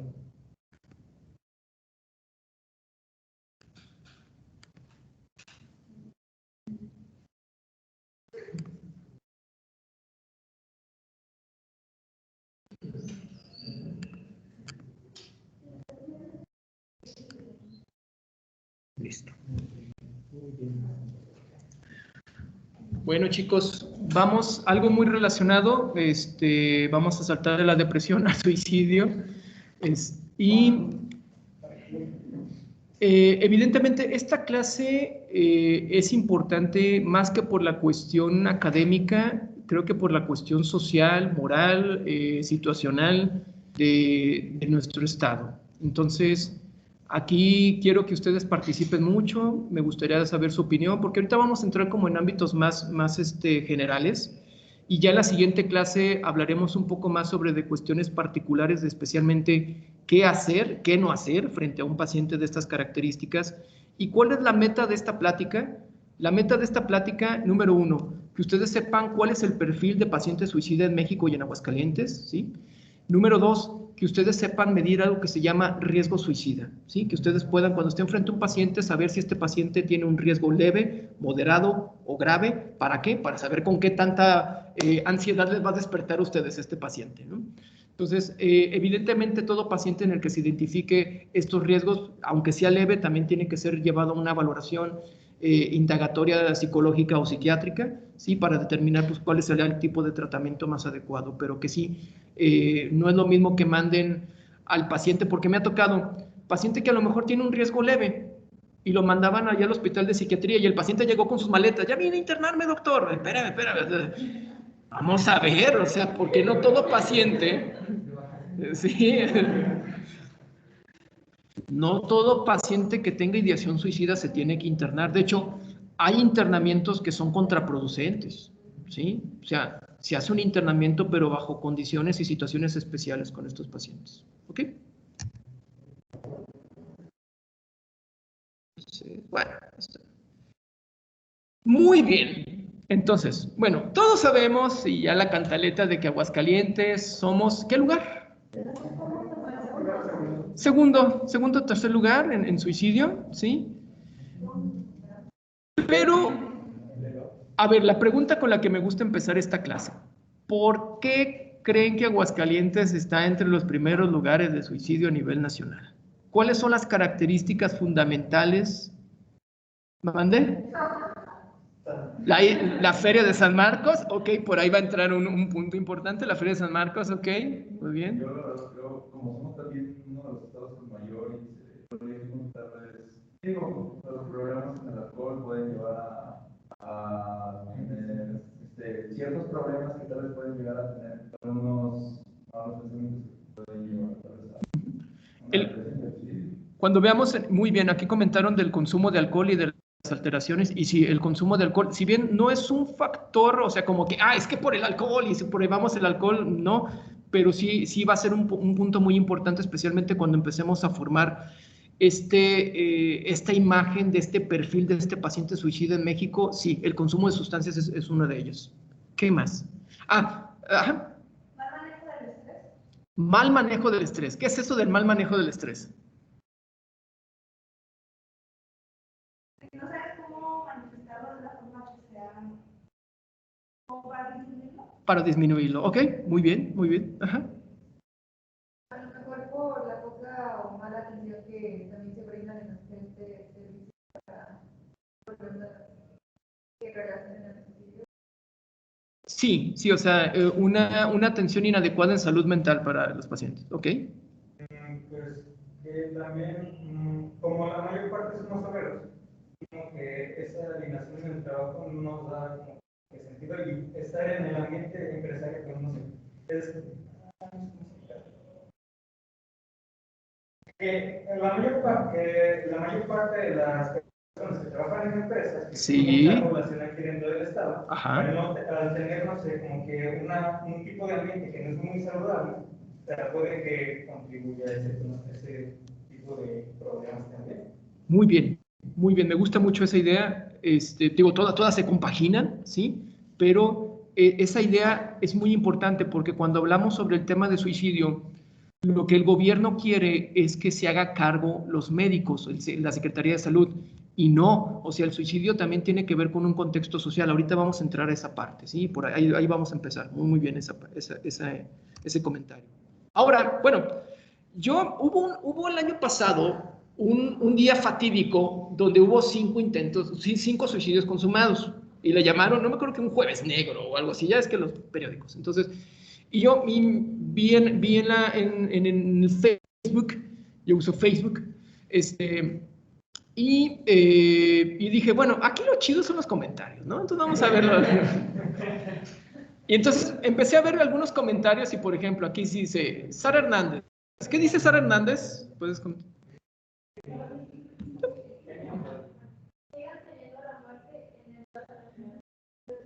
Ok, entonces Sandra Hernández nos está diciendo que la apología a la muerte que tenemos, en lugar de ser una forma adecuada, un mecanismo que nos permite una relación y un acercamiento neutral hacia la muerte, folclórico, si quieren llamarlo, eso es lo que nos está provocando toda la muerte, ¿sí?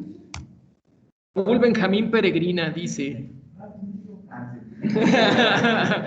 Yo creo que sí les voy a tapar, ¿no? Los nombres, sí, o sea, nomás los estoy... Ajá. Muy bien. ¿Qué dice Raúl?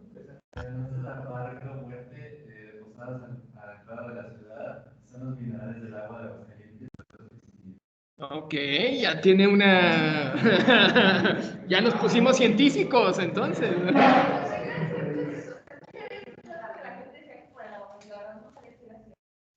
Porque, por la cantidad de minerales que dicen, sí. No. Sí. O sea, hay un psicólogo aquí en Aguascalientes, no voy a decir nombres, pero es un psicólogo que tiene mucho poder político, y él trae unas ideas. No. ¿Se acuerdan de lo de los elotes? Fue él. Él le dijo a Tere, sí. Ahora, esto es bien importante para ustedes, chicos. Chicos, ustedes son estudiantes de medicina, ustedes van a ser médicos, o sea, ustedes deben de tener otro tipo de información diferente, pero también deben de saber qué es información, cómo se usa y para qué se usa. Uno de los problemas y una de las cuestiones que se critican más en la medicina famosa, medicina basada en evidencia, es que yo tengo un artículo, y yo garantizo que debe de haber un artículo en donde alguien investigó que algún complemento o algún suplemento o algún nutriente que viene en los elotes, parece ser que en un grupo de pacientes tuvo, en seguimiento de 2 semanas, disminución en la ideación suicida. O sea, te apuesto que hay un grupo de estudios respecto a eso, y el problema es que un hallazgo parcializado lo queremos convertir incluso en una política pública. Por eso los estudios, se estudia una cosa y luego llega otro grupo de estudiosos y lo vuelven a estudiar y luego lo vuelven a estudiar y lo vuelven a estudiar y lo vuelven a estudiar bajo condiciones diferentes, multicéntricas, para determinar que si ese hallazgo o esa información puede ser en una aplicación más de forma generalizada, ¿sí? Entonces, y hay un artículo sobre de los elotes en la dimensión de suicidio, apuesto que existe, pero no por ello se tiene que convertir en una cuestión de política pública. Pero como este psicólogo no sabe eso, entonces llegó, y como la otra no sabe eso, porque pues es político, pues entonces es muy fácil irse y empezar a crear políticas públicas inútiles. Entonces, ahorita tenemos una de las políticas públicas que ojalá que no pase es paciente con ideación suicida, le quieren hacer, sí, o sea, aparte de la dieta rica en chasca, porque sí se está planteando eso, ¿sí? De mediciones de cobre, mediciones de litio, mediciones de... A ver, güey, o sea, el litio solamente se usa en la medición. Si a cualquiera de nosotros nos hacen medición de litio, vamos a salir nada.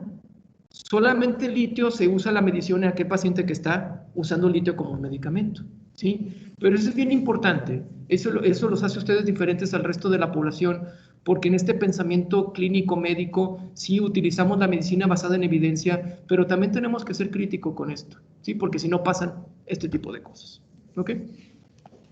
Y la gente se lo cree.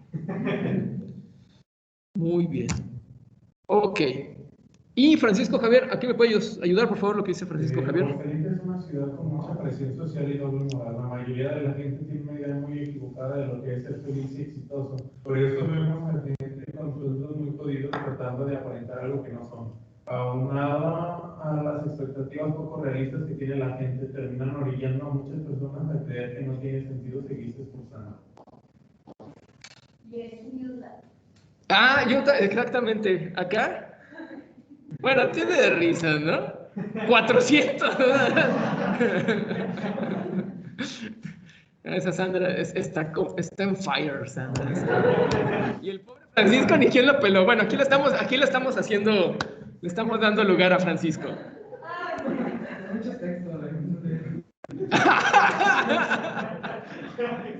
Otra cosa que hace esto es cambiar la atención sostenida, y entonces por eso el TikTok es lo que ya ni siquiera, ay, no, un video de 5 minutos, qué flojera, mejor un TikTok.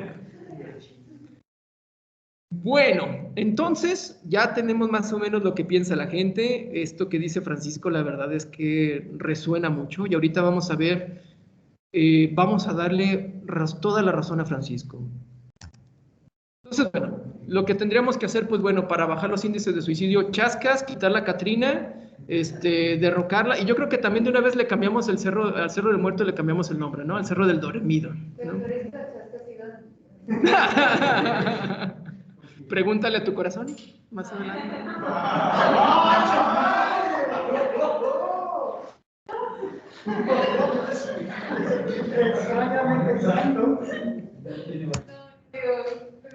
Sí, perdón.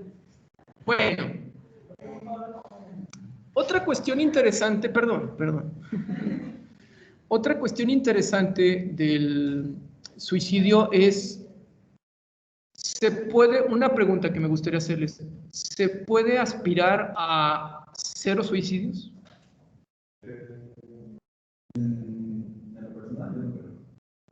Ajá, ¿por qué no crees? La verdad, yo creo que a pesar de que se trate de controlar a toda la población, yo creo que es imposible. Cada persona es un ser único, y tal vez unas medidas que utilice una institución no les iban a la mayoría, pero tal vez no les iba ese 0.0001%, y ese 0.01% de eso que usted. Ok. Esto que comentas es muy importante. Bueno, voy aquí a plantear 2 cosas, y por eso viene esta imagen. Esta imagen, quiero hacer yo alusión a que el suicidio es parte del comportamiento humano, ¿sí? O sea, más que una patología y que el suicidio, no, es parte del comportamiento humano, ¿sí? Y parte del comportamiento humano, para bien o para mal, lo vamos a encontrar acorde a diferentes culturas, a diferentes momentos históricos y el suicidio va evolucionando. Me encanta porque cada vez que doy la clase de suicidio hay otra cosa nueva sobre el fenómeno del suicidio. Entonces, la otra parte es sobre ¿es prevenible el suicidio? Sí, hasta cierto punto. Yo puedo decirles, mire, pues un martes cualquiera para mí son ver pacientes con ideación suicida. Pero la verdad es que solamente hay de ellos, de 100 pacientes que yo veo, solamente como unos 5, yo digo, ay güey, sí se va, que es lo que le decía un compa yo, el paciente Shine on You Crazy Diamond, que es el que tiene los ojos vacíos, así de, ya, no quiero la vida, así de, que ahí vamos a entrar en un concepto que se llama desesperanza. Pero volviendo a la parte cultural y la parte de cómo se va dando el suicidio, pero de acuerdo a cada parte geográfica, cultural, histórica. Esto que están viendo aquí es evidentemente Japón. Y esto es el monte Fuji, ¿sí? Y abajo del monte Fuji hay el bosque del suicidio, el bosque Aokigahara. Muy bien, chicos. El bosque suicida, que nos habla simple y sencillamente sobre de cómo en otra parte del mundo hay una concepción diferente y hay incluso una tolerancia diferente respecto al comportamiento suicida. Imagínense que nosotros tuviéramos, bueno, no un bosque, pero tal vez una planicie del suicida, allá abajo del Cerro del Muerto, entonces, pero que hubiera como esta forma como de tolerancia, ¿sí? Entonces, ese es un viaje que yo tengo planeado, me gustaría mucho, antes de morir tengo que ir a visitar ese bosque, quiero ver qué se siente ese ambiente. Pero en sí es parte de la libertad del ser humano. Tiene el elegir su destino. Híjole, ya no nos vamos a meter en pachecadas aquí, y qué bueno, es parte de la libertad del individuo, pero también se tiene que hacer la cuestión o la hipótesis de que qué tal que esa libertad está siendo restringida o está siendo afectada por un diagnóstico, por un trastorno mental, por una depresión, por una alteración de neurotransmisores, por un consumo de alcohol. Si es mi derecho, yo me voy a matar, güey, estás bien alcoholizado, ahorita ni siquiera piensas en tus 5 sentidos, ya a lo mejor. Y hay pacientes, y sí, los hay, de hecho ayer tuve un paciente que sí termina uno diciendo, mira, estás en tu derecho y además es tu responsabilidad sobre de tu vida. Tú decides, claro que es una parte de una libertad, pero también es nuestra obligación como especialistas, en este caso, en este tipo de entidades, es hacer todo lo posible por si hay algo que esté restringiendo la libertad del individuo como un trastorno mental, hacer algo al respecto. Pero sí, y es algo que tenemos que aceptar. No todos los pacientes se van a salvar, hay pacientes que se van a suicidar, ¿sí? Pero la idea es que ese 90-95% de pacientes, si hay una identificación temprana, si hay un tratamiento temprano, es prevenible, ¿sí? Eso, las otras estarán ya en una cuestión nihilista y de libertad y todo, pues mira, pues adelante, ¿no? O sea... Doctor, pero en ese caso como el bosque no fomenta más. Fomenta más. ¿Por qué? ¿Por qué habría de fomentar? Porque la gente que lo va a hacer, pues lo va a hacer. Esto es interesante lo que estás comentando. Sí existe políticas de salud respecto, sabes que aquí vamos a meternos en un tema sobre de cómo se debe utilizar la parte de información de alguien que haya cometido un suicidio, porque sí existe una cuestión de imitación, existe, y se ha estudiado bien de que existe un fenómeno de imitación, en donde cuando una persona famosa tiene un intento de suicidio o se suicida, se ha visto que sí existe un incremento en las personas que siguen a ese famoso en cuanto a la parte de comportamiento suicida. Sí hay una cuestión de imitación, ¿sí? Pero no es que aquí se esté haciendo como bombo y platillos el bosque. El bosque es algo que existía de forma milenaria y que es parte de la cultura de ellos, hasta que ahora pues alguien llegó y empezó a filmar un video de YouTube y se metió un cuate ahí, no sé si Luisito Comunica ya entró ahí a ese bosque y ya está ya dando ahí, pero hasta antes de eso pues no.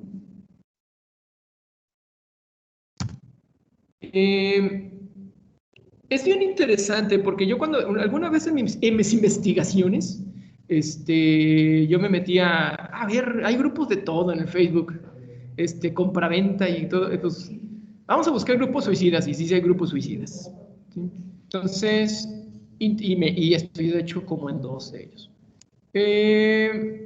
Y es interesante porque yo me esperaba que ese grupo fuera así como de cómo matarte sin dolor y no, resulta que son grupos en donde la gente termina como con gritos de desesperación y encuentra gente que le apoya, que le ayuda. Entonces ahora sí que terminó siendo una grata sorpresa estos grupos, ¿no? Entonces, porque irónicamente, a ver, si son tan suicidas, porque siguen vivos y porque siguen en Facebook, ¿no? Entonces ya tendrían que estar muertos si tan buenos suicidas fueran. Esa es la parte de la incongruencia del suicida. Es, quiero morirme pero sigo vivo, y esa es la parte del dolor también de ellos, ¿sí? Entonces es interesante y es muy grato ver que este tipo de grupos a veces, irónicamente, terminan siendo grupos de salvación para este tipo de personas.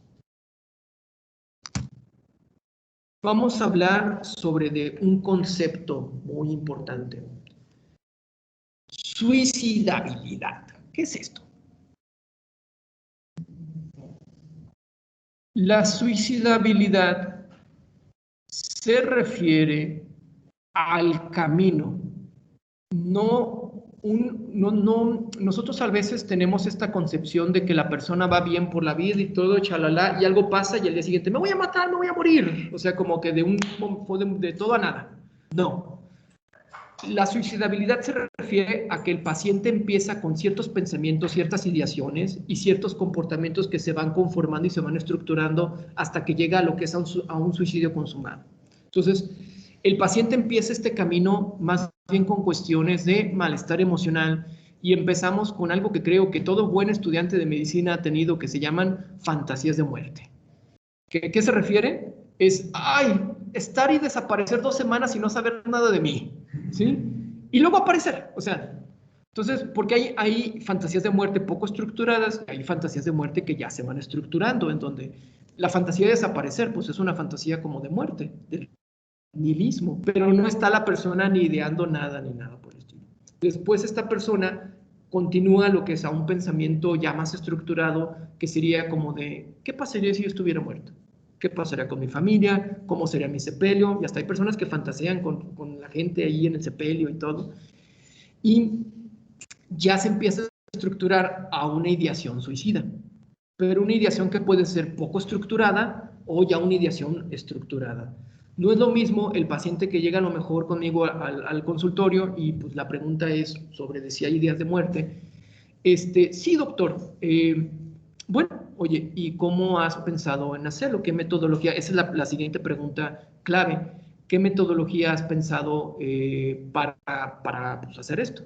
Pues no sé, mira, tal vez aventarme de un edificio, tal vez, o sea, entonces digo, esta persona trae una idea de muerte, pero trae una idea poco estructurada. Entonces me quedo más tranquilo, ¿sí?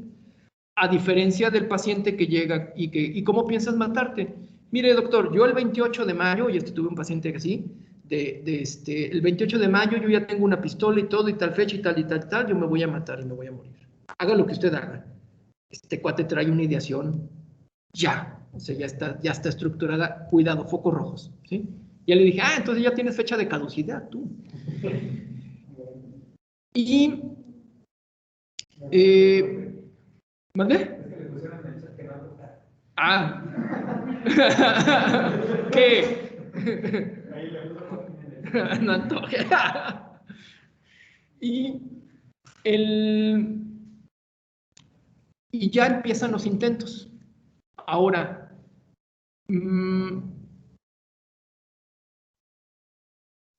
¿qué es lo que determina que una persona pase de esta ideación a la acción? Hay un punto muy importante que tú comentaste. ¿Tú cómo te ves? ¿Mande? Sebastián. Aquí que Sebastián había comentado sobre el consumo de alcohol. En México, y aquí ya spoiler alert de lo que vamos a ver más adelante, ¿qué pasa con una persona que trae ideación suicida de quererse matarse? Pero la siguiente pregunta, la primera pregunta, así clave, así como preguntas básicas que tengo que hacer es, ¿has pensado matarte? Sí, ok. ¿Cómo piensas hacerlo? Para ver la metodología, ¿sí? Y para de ahí ver ya lo que es el riesgo. Y la tercera pregunta es, ¿qué te detiene? Ahora, esa pregunta también se puede hacer de muchas maneras. Había este autor, Víctor Frank, que yo ya les he comentado de él, y él, cuando llegaba el paciente, doctor, es que no, me siento muy mal, y que quién sabe qué tanto, su manera de la intervención era, oye, ¿por qué no te has matado? ¿Cómo me dice eso, güey? Esa era su intervención muy... pero bueno, aquí no es, pero más bien, yo, por ejemplo, yo les pregunto de esta manera, ¿qué te protege para no haberlo hecho? Porque hay personas que lo piensan y lo hacen y terminan en el intento. ¿A ti qué te protege? Y ahí es donde entramos en otro elemento que es pensamientos protectores, ¿sí? Generalmente puede ser los hijos, ¿sí? El que tenga un proyecto de vida, no sé, Dios, también la religión es aquí muy importante, la cuestión de la religión, y eso ahorita también vamos a abordar la parte espiritual. Y hay de todo, ¿no?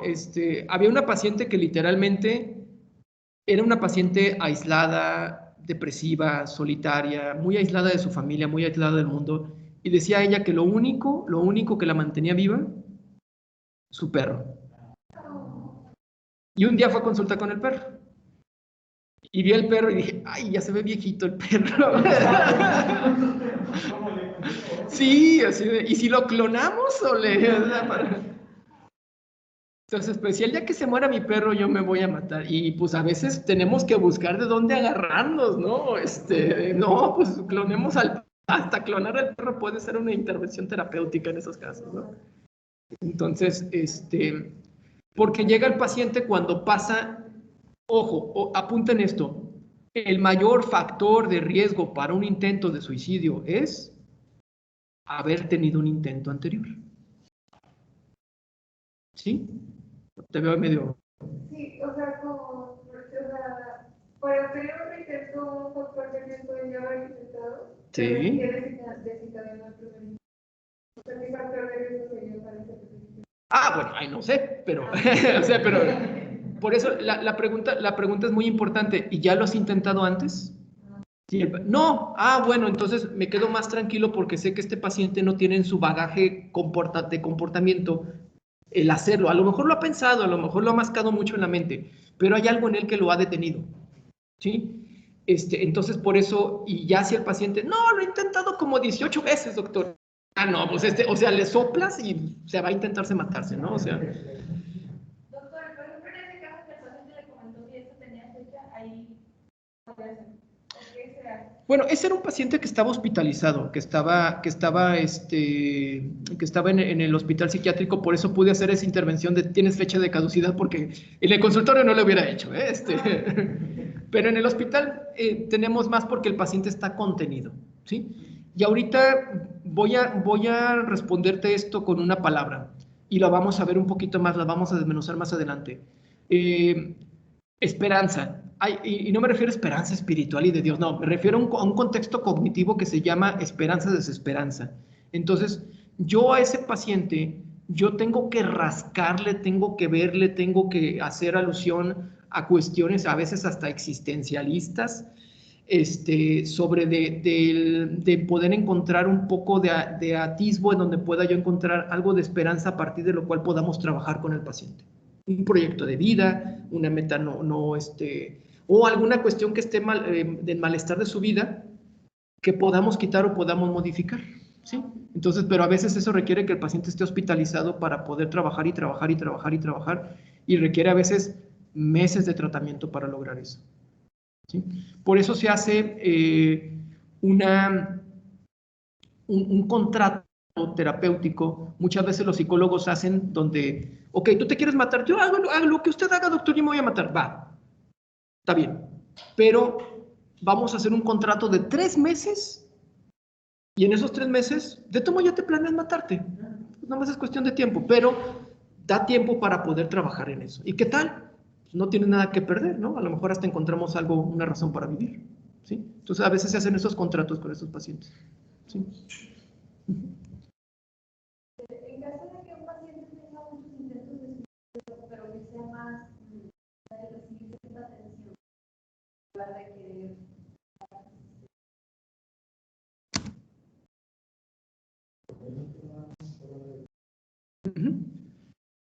Es que solamente quiere llamar la atención, Sí, en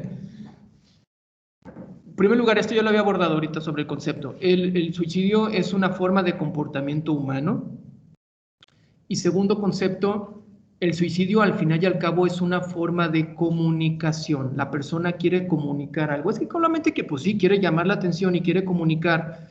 Ahora, no es la forma más eficiente de poder comunicar el malestar, pero esa persona quiere comunicarnos de que se siente frustrado, de que se siente anulado en su ambiente familiar, de que se siente anulado por la sociedad, que se siente, no sé, o sea, exactamente en esa persona es como, oye, como que tú quieres decir algo, a ver, y en lugar de devaluarlo en la persona que quiere llamar la atención y que está ahí, pues, a ver, siéntate y platícame, ¿qué necesitas, no?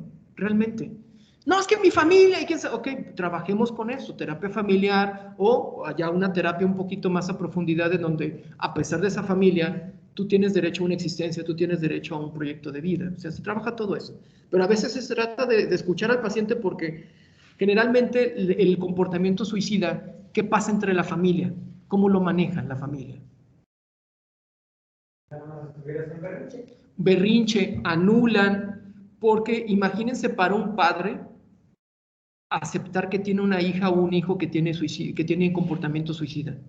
¿No será más fácil anularlo y no hacer caso? Porque a lo mejor el padre tiene que también empezarse a preguntarse, oye, ¿cuál es mi responsabilidad en esto, no? Entonces, por eso estas reacciones.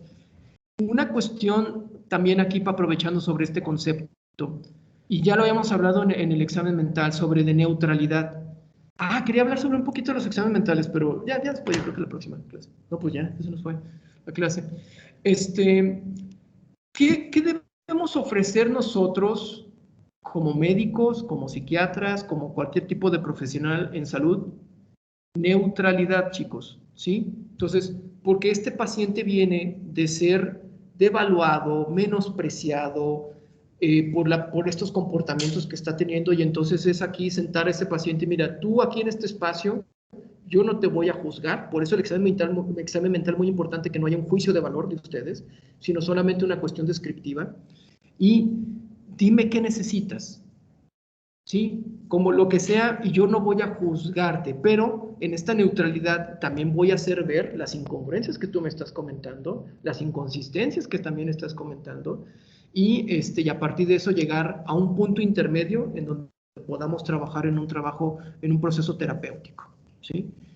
Entonces, esa forma de comunicación, sí, hay que escucharla, ¿sí? Y será muy interesante, y eso lo vamos a continuar en la siguiente clase, ¿qué nos está queriendo comunicar Aguascalientes como ciudad?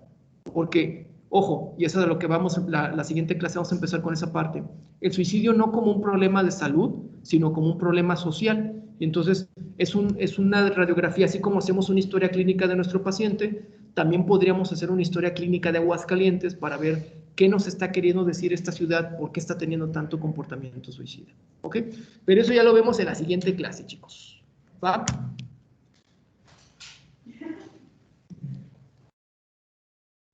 Siguiente clase terminamos de ver suicidio. Yo creo que a lo mejor nos va a tomar toda la clase, pero y si no empezamos a ver también trastornos de ansiedad.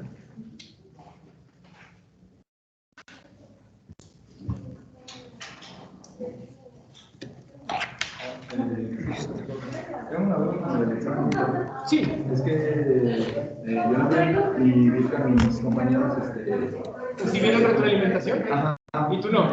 Yo no. Y No te preocupes. si sí se lo... Todos me entregaron. Perfecto. Sí, no, todos me entregaron. Sí, nomás, ¿sabes qué? Algunos, mira,